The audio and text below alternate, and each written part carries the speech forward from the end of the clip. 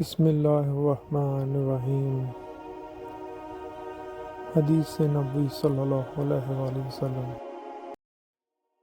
ایک بار حضرت صلی اللہ علیہ وسلم لوگوں میں بیٹھے ہوئے ان سے باتیں کر رہے تھے۔ اتنے میں ایک دیہاتی آپ کے پاس آیا اور پوچھنے لگا کہ قیامت کب آئے گی؟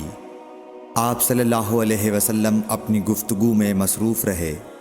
بعض لوگ جو مجلس میں تھے کہنے لگے، آپ صلی اللہ علیہ وسلم نے دیہاتی کی بات سنی لیکن پسند نہیں کی، اور بعض کہنے لگے کہ نہیں، بلکہ آپ نے اس کی بات سنی ہی نہیں۔ جب آپ اپنی باتیں پوری کر چکے تو میں سمجھتا ہوں کہ آپ صلی اللہ علیہ وسلم نے یوں فرمایا، وہ قیامت کے بارے میں پوچھنے والا کہاں گیا؟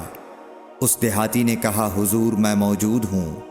آپ نے فرمایا کہ جب امانت ایمانداری دنیا سے اٹھ جائے تو قیامت قائم ہونے کا انتظار کر۔ اس نے کہا، ایمانداری اٹھنے کا کیا مطلب ہے؟